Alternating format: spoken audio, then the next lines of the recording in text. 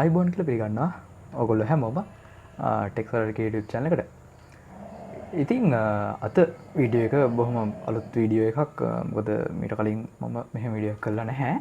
අතට මේ video series එක මම අරන් ඉන්නේ O level කරන නාගිල මල්ල වෙනුවෙන් විශේෂයෙන්ම 10 වසරේ සහ 11 වසරේ දෙගොල්ලන්ටම O level වලට අවශ්‍ය කරන O level ICT වලට අවශ්‍ය කරන පාඩමක් වෙන මෙන්න මේ විද්‍යුත් පැතුරුම්පත්. එහෙම නැත්නම් අපි කියනවා electronic spreadsheet කියන එක. සරලවම කියනවා Excel පාඩම. ඉතින් පෞද්ගලික මගෙන් කිහිප දෙනෙක් එළියමක් කරලා තිබ්බා මේ පාඩම අරන් එන්න කියලා. ඒගොල්ලන්ට ඉතින් මමත් කරන්න කියලා බලන් හිටියේ මේ පාඩමම තමයි. මේ පාඩම සහ පැස්කල් පාඩම. ඉතින් පැස්කල් පාඩම ඉස්සරහට එන්න තියෙනවා. ඉතින් මම මේක ඉස්සරහට කරන්න.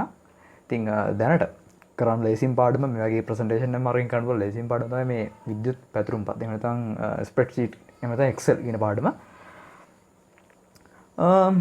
ඉතින් මේක විශේෂයෙන්ම ටාගට් වෙන්නේ O level එකට නංගිල මලට. ඒක ඔයාලා හොඳට දන්නා 10 වසරේ පාඩමක් තමයි මේක. ස්ප්‍රෙඩ්ෂීට් එනකොට O level පේපර් එකකදී ලකුණු 10ක ලොකු ගාණක් කියන්න බෑ. ලොකු ප්‍රශ්නයක් එනවා ලකුණු 10ක් නිකම්ම ගන්න පුළුවන්. බොහොම සරල ප්‍රශ්නයක්. නඩ හැමෝම වරද්දන. ඉතින් ඒකට උදව්වක් විදිහට තමයි මම මේ වීඩියෝ කරන් ඉන්නේ. ඉතින් වීඩියෝ සෙට් එකක් මෙන්න ඉස්සරහට O level එකට නංගිල මල්ල වෙනුවෙන්. ඉතින් අපි නම් වැඩි කතා නැතුව වීඩියෝ පටන් ගමු.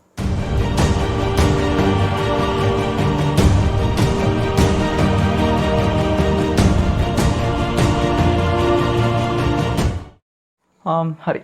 ඉතින් අපි වීඩියෝ පටන් ගමු. හරි. ඉතින් මේ වීඩියෝ චුට්ටක් පොඩි වෙන්න පුළුවන්. මොකද ගොඩක් හදිසියට තමයි මම මේ වීඩියෝ කරන්නේ. මොකද ස්කූල් එකේ වැඩත් එක්ක ඔක්කොම ටික හිර වෙලා තින්නේ. ඉතින් මගේ මල්ල කිහිප දෙනෙක් ඉල්ලීමක් කරපු හින්දා තමයි මම මේ වීඩියෝ කරන් ඉන්නේ. ඉන්ට්‍රොඩක්ෂන් එකක් කියලා සලකන්නකෝ. හොඳයි. ඉතින් අපි වීඩියෝ පටන් ගමු.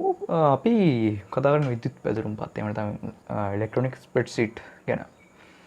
මොකටද මේ ස්ප්‍රෙඩ්ෂීට් සොෆ්ට්වෙයාර්ස් පාවිච්චි කරන්නේ?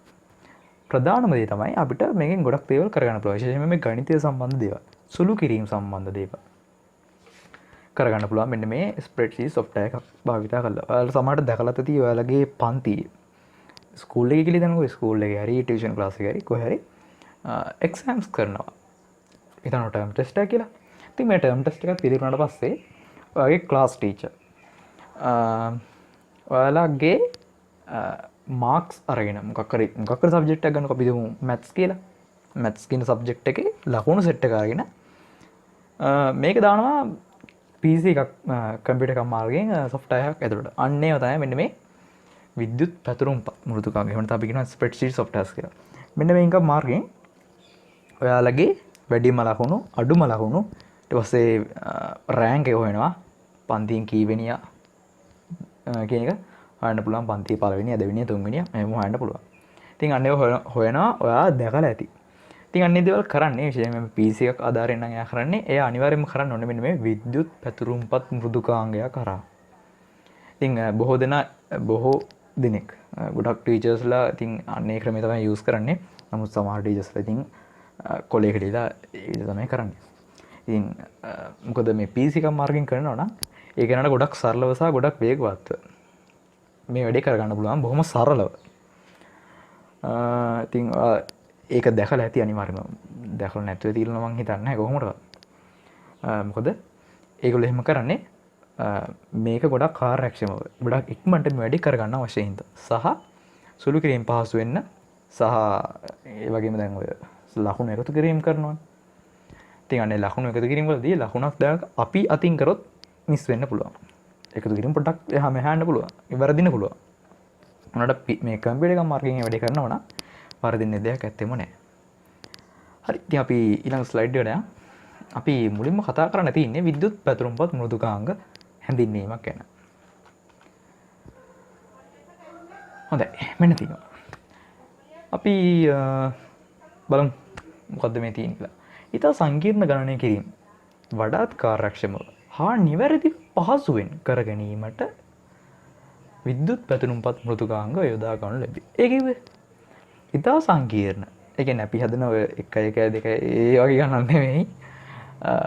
සමහරවිට දැකලාදී ඒ ලෙවල් වගේ ගොඩාක් සංකීර්ණ ගණන් තියෙනවා. ඉතින් ඒව වුණත් බොහොම සරලව ගොඩක් වේගවත්ව නිවැරදිව කරගන්න පුළුවන් ඔප්ෂන්ස් තියෙනවා මෙන්න මේ විද්‍යුත් පැදුරුම්පත් මෘදුකාංග. ඉතින් ඔයාලා සමහරවිට දැකලා තියෙන සංකීර්ණ සුළු කිරීම කියන්නේ දැන් හිතන්න හොඳම උදාහරණය ඕගොල්ලෝගේ පැත්තෙන් ගත්තොත් ලඝු ගණක වගේ අන්න ඒ වගේ ගණක් වුණා බොහොම සරල මෙන්න මේ ස්ප්‍රෙඩ්ෂීට් software එක දාලා ගාන හදාගන්න පුළුවන් බොහොම ලේසියි. ඉතින් ඊට පස්සේ ත්‍රිකෝණමිතිය ඕනම එකක් පුළුවන්. කැල්කියුලේටර් එකකට එක්තරා විදිහකට සමාන කරන්න පුළුවන්. නමුත් කැල්කියුලේටර් අන්න එක හොඳටම මතක තියාගන්න. ඉතින් අපිට සංකීර්ණ ගණනය කිරීම කරගන්න ඊට පස්සේ අපිට එක්තරා විදිහක ඩේටාබේස් එකක් විදිහට පාවිච්චි කරන්න පුළුවන්. හැබැයි හොඳටම මතක තියාගන්න මේක ඩේටාබේස් software එකක් නෙවෙයි. ඩේටාබේස් software එක විදිහට ඔයගොල්ලෝගේ සිලබස් එකේ තියෙන්නේ Microsoft Office Access කියන software එක. ඉතින් මම කියලා දෙන්න උත්සාහ කරන්නම් මොකද මට වෙලාව තිබ්බොත්. වෙනම වීඩියෝ සෙට් එකකදී. ඉතින් අද කතා කරන්නේ Excel ගැනනේ. හරි. ඉතින් බලමු මෙන්න මේ spreadsheet softwares පාවිච්චි කරලා අපිට කරන්න පුළුවන් වැඩ මොනවද කියලා. කරන්න පුළුවන් කාර්යයන් මොනවද මෙන්න මේ softwares පාවිච්චි කරලා. එක සරල මෙන්න සංකීර්ණ ගණනය කිරීම. ඉස්සෙල්ලත් කිව්වා. අපිට ඕනම සංකීර්ණ ගාණක් මෙන්න මේ spreadsheet software එක පාවිච්චි කරලා බොහොම සරලව බොහොම ලේසියෙන් බොහොම වේගවත්ව කරගන්න පුළුවන්. ඒ වගේම ප්‍රස්ථාරමකින් දත්ත නිරූපණය. ඒ මොකක්ද? ඔයා past papers කරනවා නම් විශේෂයෙන් marking scheme use කරනවා නම් ඔයාලා දැකලා ඇති එක් ප්‍රශ්නයට ළමයි උත්තර ලියලා තියෙන විදිහ ප්‍රස්ථාරයකින් පෙන්වලා තියෙනවා. ඒ කියන්නේ උදාහරණ විදිහට පළවෙනි ප්‍රශ්නෙට ළමයි 135ක් උත්තර ලියනවා. දෙවෙනි ප්‍රශ්න ළමයින්ගේ 15% ප්‍රතිශතයක් විතරයි ලියලා තියෙන්නේ. අන්න ඒ වගේ ප්‍රස්ථාරයන් මගින් මෙන්න මේකෙන් දත්ත නිරූපණය කරලා තියෙනවා. අන්න ඒ වගේ දේවල් කරන්නත් මෙන්න මේ spreadsheet software use කරන්න පුළුවන්. ඒ කියන්නේ අපිට මොකක් හරි දෙයක් ප්‍රතිශත එහෙම නැත්නම් සාමාන්‍ය සංඛ්‍යාව විදිහට අපිට මේ දත්ත නිරූපණය කරන්න හැකියාවක් තියෙනවා ප්‍රස්ථාර මාර්ගයෙන්. ප්‍රස්ථාර chart වගේ දේවල්. ඊට පස්සේ දත්ත අනුපිළිවෙලකට සැකසීම. අපි කියනවා sorting කියලා. ඒ කියන්නේ වැඩිම ලකුණු උඩට එන්න, අඩුම ලකුණු පහළට යන අන්න ඒ වගේ හදන්න පුළුවන්. ඊට පස්සේ අවශ්‍ය දත්ත පමණක් වෙන් කර ගැනීම. හොඳම උදාහරණ තමයි ඔයාලා දැකලා ඇති අපි ඇවරේජ් මාකයක් වෙනවා. හිතන්න විෂන් පහක් තියෙනවා. අපි විෂන් පහේ ඇවරේජ් එක ගන්න නම් අපි සාමාන්‍යයෙන් කරන්නේ ඒ විෂන් පහේම ලකුණු පහ එකතු කරලා ඒක පහෙන් බෙදනවා. අන්න එතකොට තමයි අපිට ලබා ගන්න පුළුවන් ඇවරේජ් සාමාන්‍ය අගය. ඉතින් අපි ඇවරේජ් අගය හොයාගත්තට පස්සේ අපිට එකතු කිරීමේ තීරුවෙන් ඇති වැඩක් නැහැ නේ. එකතු කිරීම ටික කරලා අපිට එකතු කිරීම වලින් වැඩක් නැහැ. අන්න ඒක අනවශ්‍ය දත්තයක්. අපිට ඒක අනවශ්‍ය දත්තය අවශ්‍ය දත්ත වලින් වෙන් කරලා තියන්න පුළුවන්. ඉතින් අන්න එකයි මෙතනින් අදහස් කරන්නේ. ඊට පස්සේ මුරපද නැත්නම් පාස්වර්ඩ් දාලා මේ දත්ත වලට ආරක්ෂාව සපයන්න පුළුවන්. ඒ කියන්නේ හිතන්න ඕගොල්ලෝගේ ක්ලාස් එකේ මාක් ෂීට් එක කියලා. අනේ මාක් ෂීට් එකට කැමති නම් පාස්වර්ඩ් දාලා දත්ත වලට ආරක්ෂාව සපයන්න පුළුවන්. කියන්නේ පාස්වර්ඩ් එක අවශ්‍ය නම් මේ ෆයිල් එක ඇක්සස් කරන්න නම්. ඉතින් අන්න ඒක වගේ ඔප්ෂන් එකක් මේක මේ හරහා දීලා තිනවා ඔයගොල්ලන්ට. ඒ කියන්නේ දත්ත වලට ආරක්ෂාවක් සපයන්න අවශ්‍ය නිසා. ඊට පස්සේ පසුභාවිතය සඳහා සුරැකීම. අපි කියනවා සේවිං කියලා. පසුභාවිතය සුරැකීම. මේක අත්‍යවශ්‍යම දෙයක්. ඔයා හිතන්න ඔය ක්ලාස් ටීචර්. ඔයාලගේ මාක් ෂීට් එකේ තියෙන කොලේක නම් කියලා හිතන්න. මේ කොලේක ලියලා තිනවා. ඔක්කොම ලියලා තිනවා. පස්සේ මිස්සෝ සර් ගෙදර අරන් එනවා. උදේ බලද්දි මේක මිනිහ කාලා. ඇත්තටම එතෙන්දී අපිට ඒකට ආරක්ෂාවකුත් නැහැ. ඒක අපිට පස්සේ දවසේ ගන්නත් බෑනේ.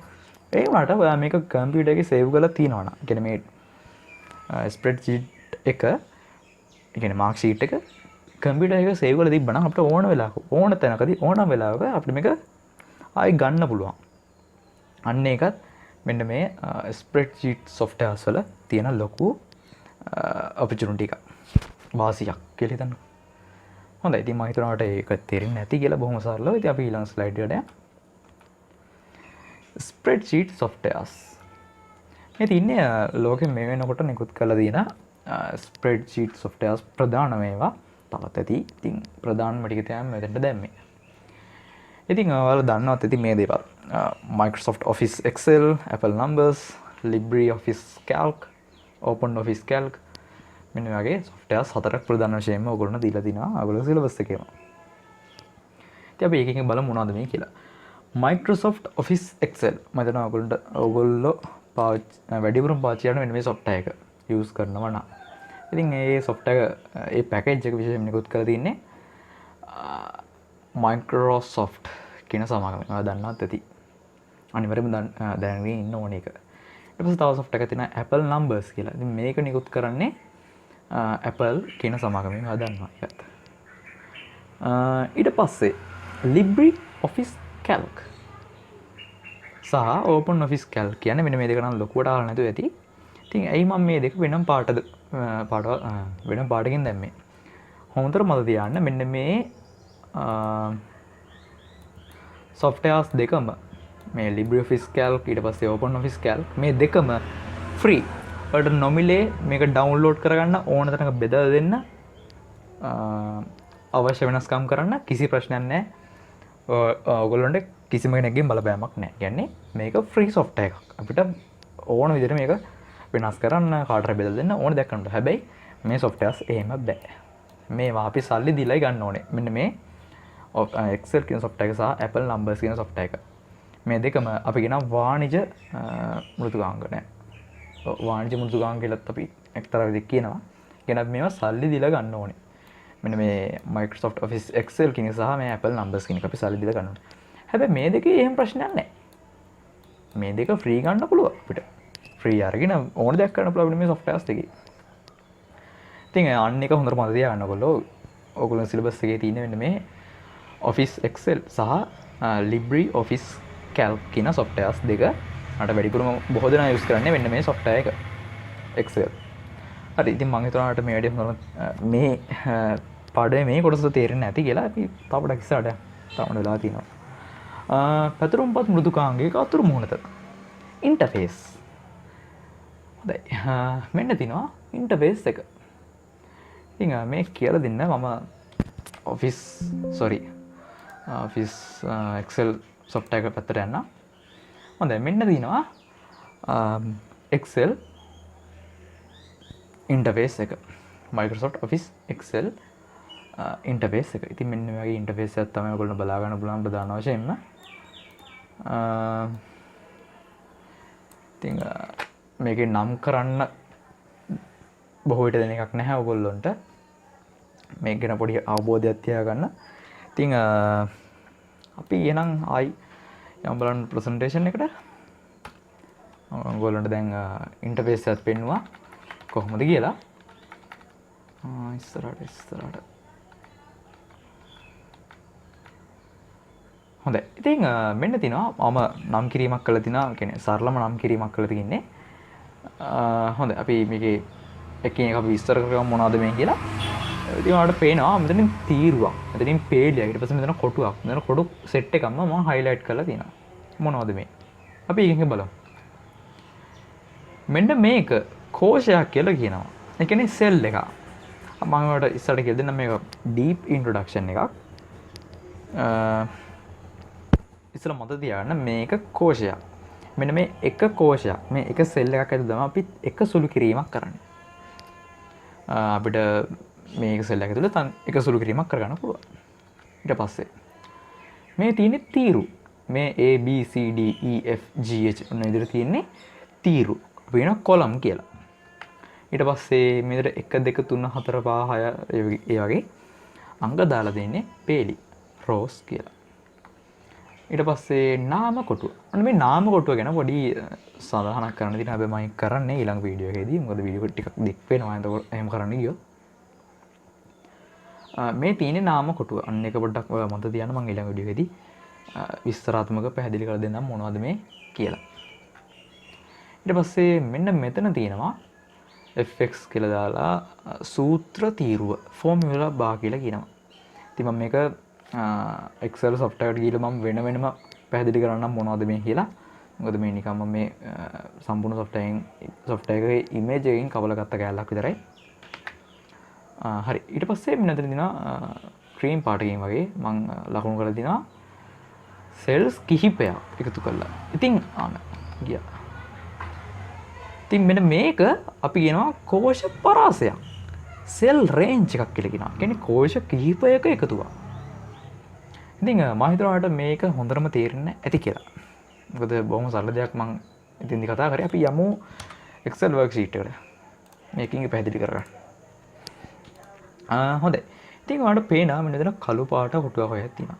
ඉතින් අන්නේ කළු පාට කොටුවක් අපි හඳුන්වන්නේ සෙල් එකක්. එහෙම නැත්නම් කෝෂයක් කියලා. මේ කෝෂයක් ඇතුළේ තමයි අපි අදාළ සුළු කිරීම කරගන්නේ. ඉතින් සුළු කිරීම කරනදී මම වෙන වීඩියෝ එකක් කියලා දෙන්නම්. මෙන්න මේ එකක් තමයි අපි කියන්නේ සෙල් එකක් කියලා.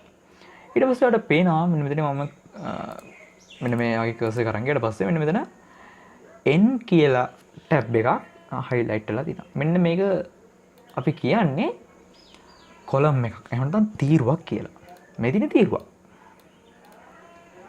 මේක තීරු කියලා අපි හඳුන්වනවා. අන්න ඒක වල හොඳට මතක තියාගන්න. මේ ABCD ඒ විදිහට තියෙන්නේ තීරු.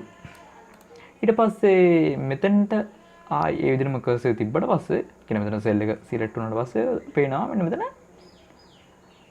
13 කියන තීරුව පේලිය highlight වෙලා තියෙනවා. ඉතින් මෙන්න මේක අපි හඳුන්වන්නේ පේලියක් කියලා. ඒ කියන්නේ row එකක්. ඒක හොඳටම මතක තියාගන්න. row එකක් සහ column එකක් එකතු වීමෙන් තමයි එකතු වෙන තැන තමයි අපි සෙල් එකක් කියලා සරලව අදහස් කරන්නේ. ඉතින් මම හිතනවා row එකක් කියන්නේ මොකද්ද column එකක් කියන්නේ මොකද්ද කියන එක සහ සෙල් එකක් කියන්නේ මොකද්ද කියලා හොඳ අයිඩියා එකක් එන්නේ. ඊට පස්සේ මේක අපි මේකට කියනවා කෝෂ පරාසයක් කියලා. සෙල් රේන්ජ් එකක්. මොකද මෙතන ඔයාලට පේනවා සෙල්ස් කීපයක් තියෙනවා. කෝෂ ගොඩාක් තියෙනවා. ඒකට කියන්නේ කීපයක් තියෙනවා. ඉතින් අන්න ඒ වගේ දෙයකට අපි කියන්නේ සෙල් රේන්ජ් එකක්. කෝෂ පරාසයක් කියලා. ඊට පස්සේ ඔයාලට පේනවා ඉතින් මම මේ සිලෙක්ට් කරන වාරයක් ගන්න මෙන්න මෙතන තියෙන ටෙක්ස්ට් එක වෙනස් වෙනවා. හිතන්න දාම මේක A1 වලට අරන් ගියොත් අපි මේ කියවන විදිහ වෙනම කියලා දෙන්නා. මෙතන A1 කියලා සඳහන් ටෙක්ස්ට් එක චේන්ජ් වෙනවා. ඉතින් මෙන්න මේ name box එකේ තමයි අපි මේ සෙල් එක තියෙන තැන නිරූපණය කරන්නේ. අපි මේක තියෙන තැන වෙනස් කරොත් බලන්න ඒකට අනුරූපව මෙයා අදාළ ටෙක්ස්ට් එක චේන්ජ් කරනවා. හරි. name box එක එච්චර කතා කරන්නේ නමුත් ටිකක් කතා කරන්න තියෙනවා මේක වෙන විදිහට කතා කරන්න. ඊට පස්සේ වල වෙනවා මෙන්න මෙතන බා එකක් තියෙනවා fx කියලා. මේක අපි හඳුන්වන්නේ ෆෝමියුලා බා කියලා. කියන්නේ ෆෝමියුලා එකක්. සූත්‍රය ලියනවා නම් අපිට මෙන්න මෙතන ලියන්න පුළුවන්. ඉතින් සූත්‍ර ලියන විදිහත් වෙනම වීඩියෝ එකක් කියලා දෙන්නම්. ඉතින් මම හිතනවා අද වීඩියෝ එක ඔයාලට තේරෙන්නේ නැති කියලා. මොකද විනාඩි 15ක් වුණ විනාඩි 16ක් ගිහිල්ලා දැනටම අපි අද බොහොම සරල දේවල් කීපයක් ගැන කතා කරේ. ඉන්ට්‍රොඩක්ෂන් එකක් වගේ. ඉතින් මට මෙතනින් නවත්තන්න ඕනේ. මොකද මම මෙතනින් එහාට ප්‍රසන්ටේෂන් එක හදලා නැහැ. මේ දේවල් විස්තර කරන්න. ඉතින් ඒ ප්‍රසන්ටේෂන් එක හදලා ඉවර වුණාට පස්සේ මම ඊටු ටික කරන් යන්න. ඉතින් අද පාඩම ඔයාලට තේරෙන්නේ නැති කියලා මම හිතනවා නංගිල මල්ලට හැමෝටම. ඉතින් ඔයාලට ප්‍රශ්න තියෙනවා අනිවාර්යෙන් පල්ලෙහා කමෙන්ට් සෙක්ෂන් එක විවෘතයි. අනිවාර්යෙන්ම කමෙන්ට් එකක් දාන්න. තේරුම් නැත්නම් මොකක් හරි නැත්නම් ඔයාගේ යෝජනාවක් තියෙනවා නම් මේ channel එක ගැන නැත්නම් මට කියන්න බැරුණ දෙයක් තියෙනවා මේ Excel පාඩම ගැන අනිවාර්යෙන්ම ඒකත් පල්ලෙහා කමෙන්ට් කරන්න. මොකද තවත් කෙනෙක් ඇවිල්ලා මේ වීඩියෝ බලනකොට එයාට පුළුවන් මට කියන්න බැරිුණ දේ ඔයාගේ කමෙන්ට් එකෙන් දැනගෙන ඉගෙන ගන්න. ඉතින් ඒ වගේම අනිවාර්යෙන් ලයික් එකක් දාන්න අමතක කරන්න එපා. ඒ වගේම ඔයාලගේ යාළුවන්ටත් මේ ගැන ෂෙයා කරන්න. මේ වීඩියෝස් ගැන ෂෙයා කරන්න අනිවාර්යෙන්ම.